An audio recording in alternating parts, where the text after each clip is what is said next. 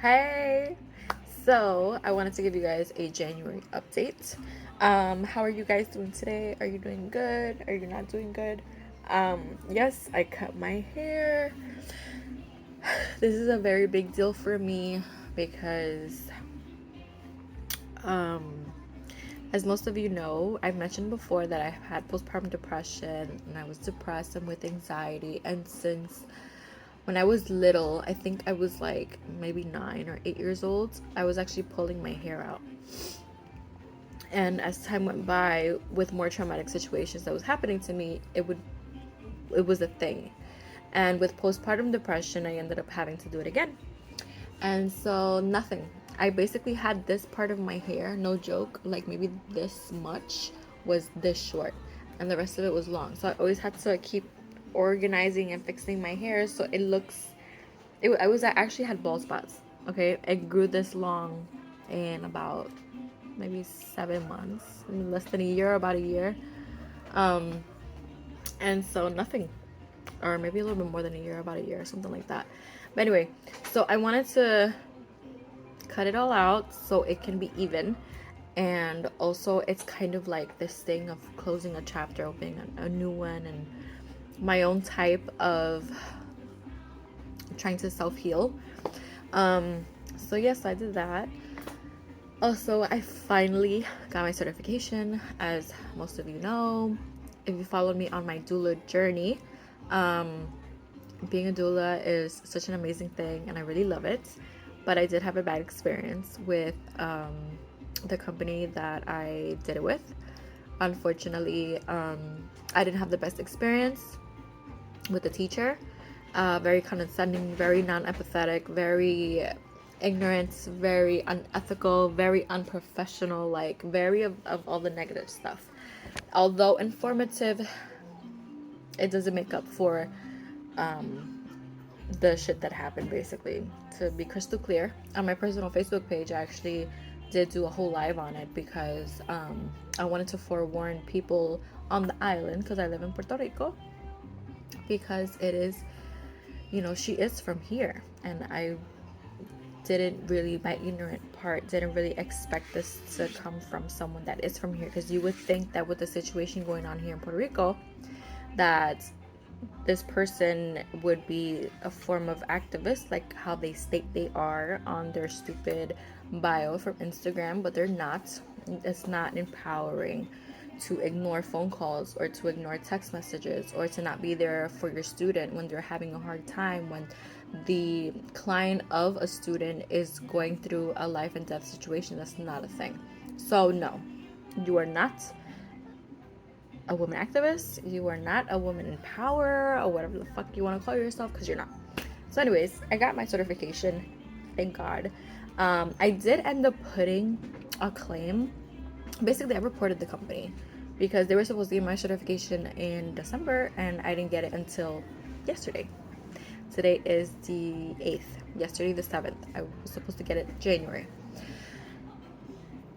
Today 8th, as in February 8th. Okay, I was supposed to get it in December. I mean, not January. I was supposed to get it in December. With all that being said, I did report the company to. It's called DACO. I don't know exactly what it would translate to. I forgot. But basically, it's when you report a company that isn't doing as they're supposed to be doing, and you also could report them if they don't have their permissions up to date, and etc. So I reported them, and I don't know if it's that maybe they called the company or what have you, but I got my shit yesterday, so it is what it is. That's the update as far as with that, with the certification part of having of the doula stuff. As far as doing the work as a doula, I do have one mom that's due this month, so excited. She's very anxious. She's the first time mom. This is the first time she's pregnant and everything. So it's a very exciting thing for her. And then I'm gonna be doing a class for her, so I can teach her a little bit of here and there. I do have another mom as well that did hire me to be her doula, and she's due in May.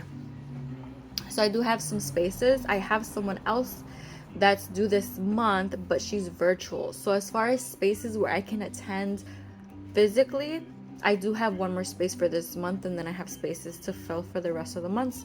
But this month I do have two, but I do have another space for one more, only because I could make it to another birth physically. One of them is virtually. So with the virtual mom, she's actually going through a tough situation. I am trying to be there for her as much as possible.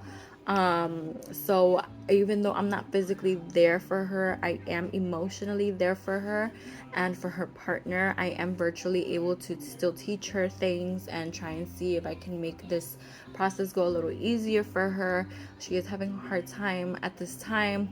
So nothing, I'm trying to be there for her as much as I can, as I should.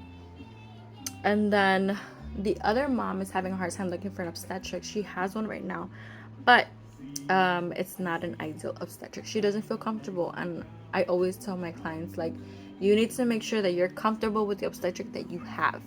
You know, this is the person that's going to be helping you give birth. You're going to be in a very vulnerable situation, and you want to make sure that you are good with this person and you're comfortable with them and you're comfortable with explaining things to them or asking them things, or if you don't understand something, that they'll fill you in. You have to make sure that there's good communication where you guys both understand each other. So, you know, there's that. What else? That's the update as far as the doula, as far as being a doula. Momming, I'm momming right now. I'm very tired. The kid's always making a mess. The big one has had multiple projects. We just finished another project of his. Well, obviously we helped him with the project, but it's fine. He's doing really good in school.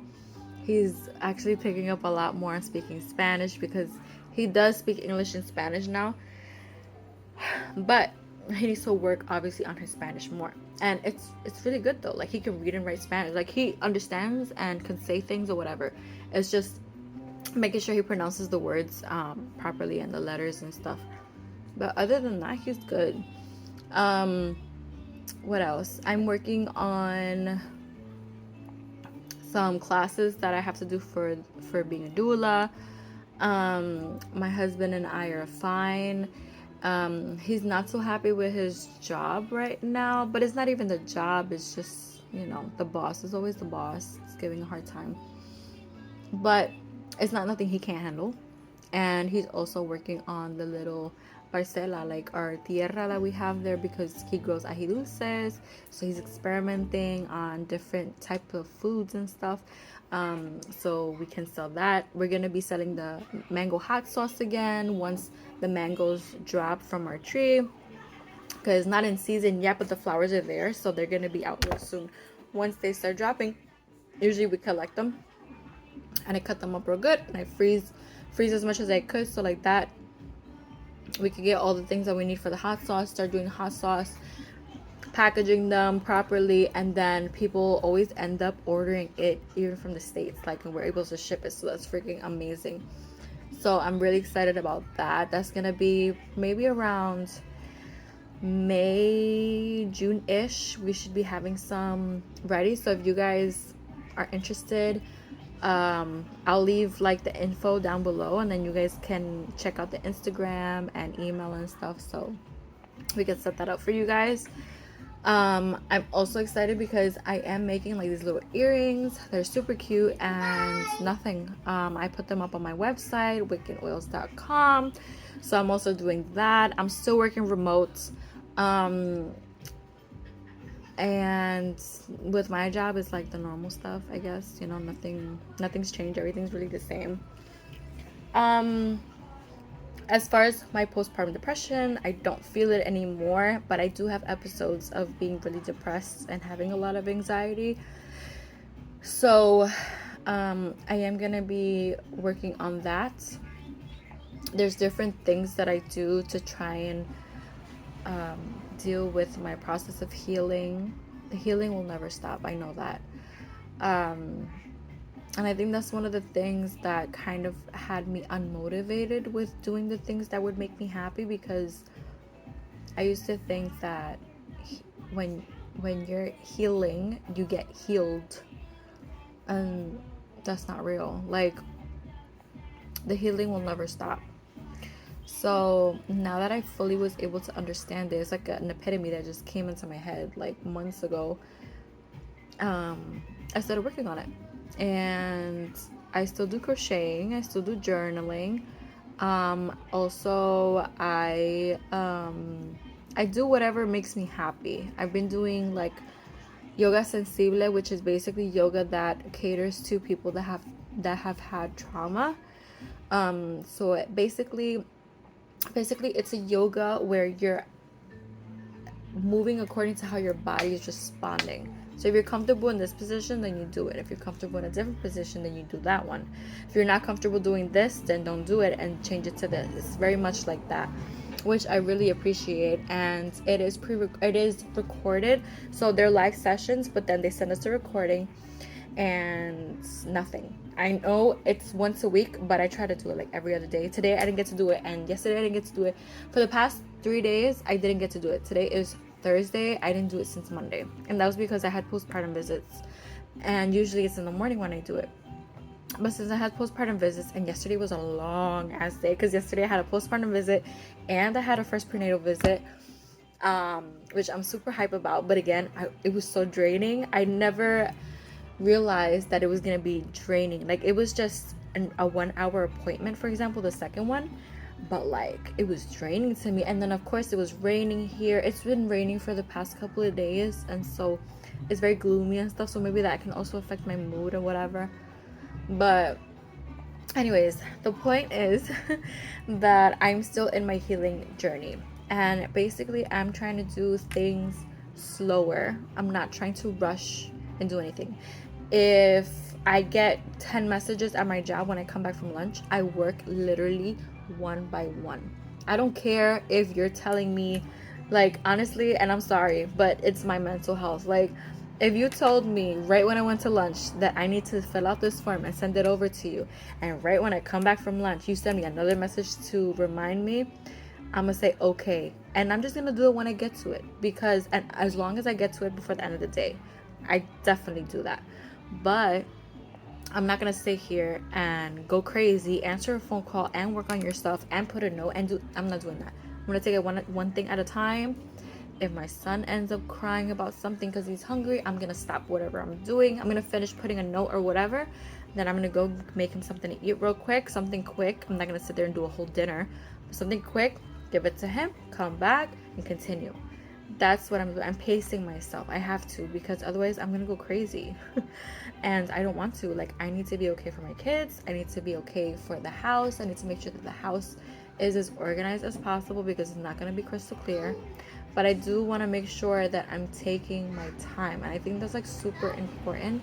And I feel like I need to share that, because I feel like everybody's going through different things in their lives, and everything's like super super super fast, or you have to rush to get to things or whatever.